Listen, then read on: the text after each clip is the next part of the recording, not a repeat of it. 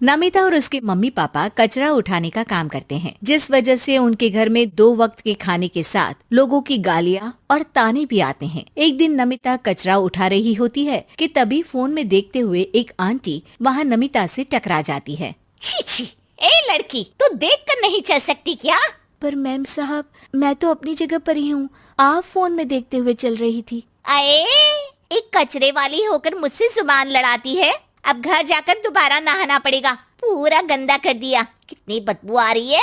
ऐसा बोलते हुए आंटी वहाँ से चली जाती है और उनकी बातों से दुखी नमिता आंखों में आंसू लिए काम करती रहती है। इसी तरह दिन बीतते हैं और एक दोपहर नमिता अपनी मस्ती में गाना गुनगुनाते हुए कचरा इकट्ठा कर रही होती है कि तभी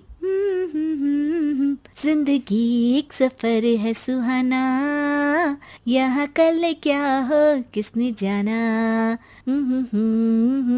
जिंदगी। तभी उसकी टक्कर मोहन से हो जाती है। अरे देखकर काम करो।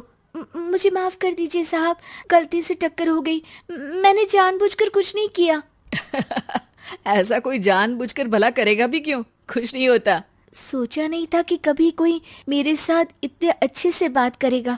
अरे जो नहीं करता वो इंसान कहलाने के लायक नहीं, तुम्हें उनके बारे में सोचना तक नहीं चाहिए। मोहन वहाँ से चला जाता है और नमिता उसकी बात को सोचते हुए दोबारा काम पर लग जाती है। इसी तरह समय बीतता रहता है। एक सर्दियों की सुबह कचरा उठाते हुए नमिता ठंड की वजह से पास के घर की सीढ़ियों पर ओत लेकर बैठ जाती है। कुछ ही देर बाद उस घर की मालकिन वहाँ आ जाती है।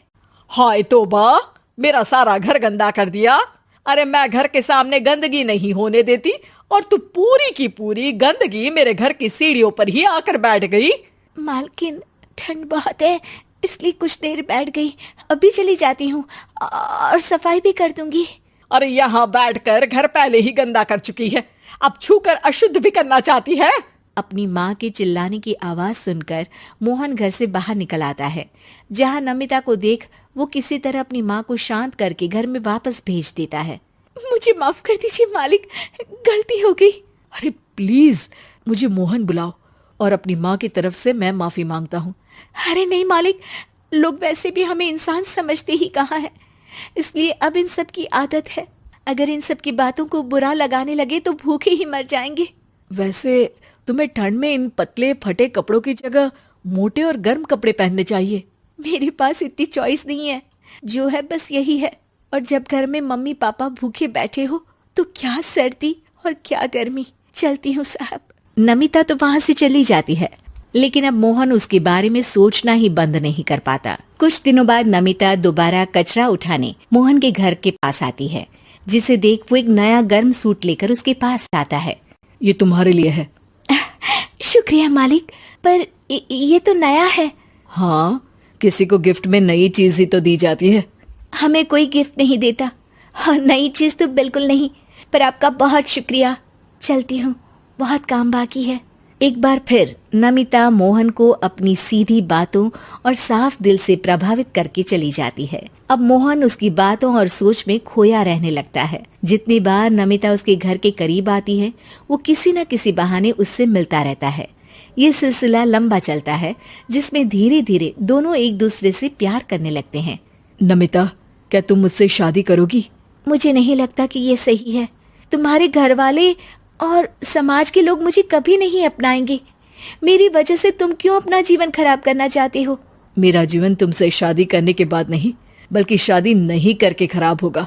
मेरी बात मानो, सब ठीक होगा, भरोसा रखो। मोहन के प्यार और उस पर भरोसे के साथ नमिता शादी के लिए हाँ कह देती है और अगले ही दिन वो दोनों कोर्ट मैरिज कर लेते हैं। इसके बाद मोहन नमिता को लेकर जैसे ही घर पहुंचता है तो वहाँ उसकी मम्मी, जो अपनी सहेलियों के साथ किटी पार्टी कर रही होती है, उन्हें एक साथ देखकर हैरान रह जाती है।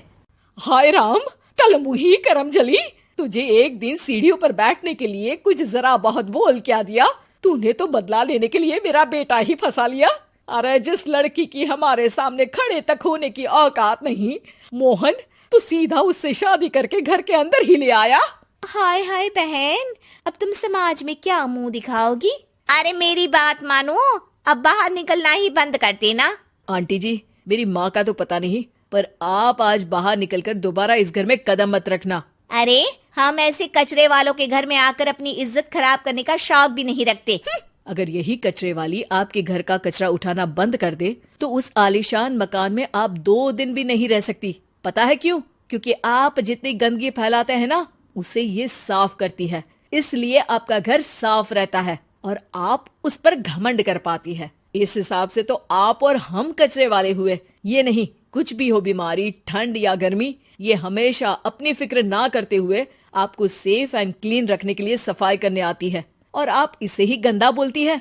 शर्म करो। मोहन की बात सुन के सबको अपने कहे पर शर्म आने लगती है, जिस पर वो नमिता से माफी मांगते हैं और मोहन की मम्मी भी उसे अपना लेती है।